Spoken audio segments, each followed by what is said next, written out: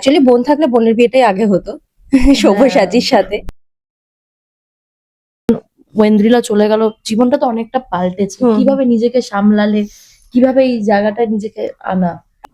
যখন বোন চলে যায় তখন খুব লোনলিনেস ফিল করতে থাকি, মানে চরম ভাবে একাকিত্ব ফিল করি। তো সেই একাকিত্বটা এখনো আছে, সারা জীবন থাকবে। যদি ও থাকতো তাহলে কিছু নিয়ে ভাবতে হতো না, সবটাই ও করতো। ওর বিয়েতেও আমার অনেক প্ল্যানিং ছিল, এটা পরবো, এই লেহেঙ্গাটা পরবো, এই ঘাগরাটা পরবো। তো সকাল থেকে মিস করছি, মানে অ্যাকচুয়ালি বেশ কিছুদিন ধরেই জিনিসগুলোকে প্রচন্ড ভাবে মিস করছি। সব্যসাচীদার সঙ্গে যোগাযোগ আছে? সব্যসাচী আজকে আসবে। কোথাও হাসি মুখে মা বাবার সঙ্গে দাঁড়িয়ে আছেন, কখনো আবার দিদির সঙ্গে মিষ্টি মুহূর্ত। বাড়ির প্রতিটি কোণায় শুধুই ঐন্দ্রিলার স্মৃতি। সেই স্মৃতি আঁকড়েই 3.5 বছর পার করে ফেলেছেন দিদি ঐশ্বর্য। তার মধ্যে মায়ের অসুস্থতাও একা হাতে সামাল দিয়েছেন। এতগুলো দিন পরে শর্মা বাড়িতে খুশির দিন। মেকআপ, সাজুগুজু, এ যেন এক অন্য ব্যস্ততা। বাড়ির মেয়ের বিয়ে যে আজ, সেই ব্যস্ততার ফাঁকেই আরিশানের সঙ্গে আড্ডায় ঐশ্বর্য। তোমার জীবনের অনেক ঝড়ঝাপটা কাটিয়ে আজকে একটা ভালো দিন। আর যেটা জিজ্ঞেস করব, যখন ওয়েন্দ্রিলা চলে গেল, জীবনটা তো অনেকটা পাল্টেছে। কিভাবে নিজেকে সামলালে, কিভাবে এই জায়গাটা নিজেকে আনা? অ্যাকচুয়ালি বোন যখন যায় তারপরে জীবনটা পুরোটাই পাল্টে যায় বেসিক্যালি।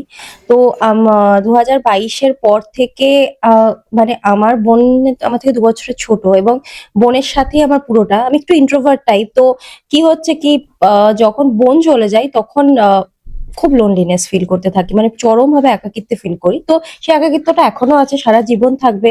অ্যান্ড ওটা থেকে কোপ আপ করা is next to impossible. But এখন তাও মানে কি হয়েছে, কি কাজে সবসময় ব্যস্ত থাকি, হসপিটাল, বাড়ি বা শুট কিছু করে ব্যস্ত থেকে নিজেকে সবসময় ভুলিয়ে রাখি। কিন্তু একা থাকলে মানে ওটা এখনো খুব কষ্টদায়ক হয়। একদম। এবং নিজের একটা বড় দিন, কোথাও তো সেই দিনটায় বেশি খারাপ লাগার জায়গা। ডেফিনেটলি কারণ মানে দুই বোনের তো একটা প্ল্যানিং থাকে, তোর বিয়েতে এটা করবো, তোর বিয়েতে কিন্তু ওটা করবো। অ্যাকচুয়ালি বোন থাকলে বোনের বিয়েটাই আগে হতো সব্যসাচীর সাথে। তো ও যদি থাকতো তাহলে আমাকে কিছু ভাবতেই হতো না, সবটাই ওই করতো।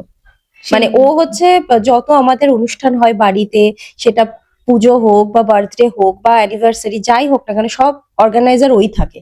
তো কোনোদিন ওইসব নিয়ে হেডেক নিতে হয়নি। তো যদি ও থাকতো তাহলে কিছু নিয়ে ভাবতে হতো না, সবটাই ও করতো। সেই ক্ষেত্রে এরকম কোনো কিছু মনে পড়ে যে প্ল্যানিং, যে তোর বিয়েতে কিন্তু আমি এটা করবো বা কিছু? আজকে কি খুব মনে পড়ছে যে এইটা তো বলেছিল?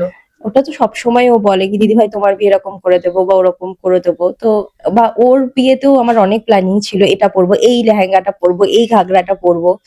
তো সকাল থেকে মিস করছি, মানে অ্যাকচুয়ালি বেশ কিছুদিন ধরেই জিনিসগুলোকে প্রচন্ড ভাবে মিস করছি। সব্যসাচীদার সঙ্গে যোগাযোগ আছে? সব্যসাচী আজকে আসবে। হ্যাঁ, আসবে। সব্যসাচী আসবে। এন্ড লাস্টলি যেটা জিজ্ঞেস করবো, বিয়ে হয়ে যাওয়া মানে তো অন্য বাড়িতে চলে যাওয়া, সেই ক্ষেত্রে তো অ্যাকচুয়ালি কাকিমা। এখন তো বিয়েটা মানে এনগেজমেন্টটা হচ্ছে, হ্যাঁ। তো এখনই অন্য বাড়ি যাব না। হ্যাঁ, যখন বিয়ে হবে তখন আমার মনে হয়, এখন যেহেতু দিন পাল্টেছে, ছেলেরাও মেয়ের বাড়িতে থাকছে, মেয়েরাও ছেলের বাড়িতে থাকছে, তো মিলেমিশে আমাদের দুটোই ম্যানেজ করতে হবে।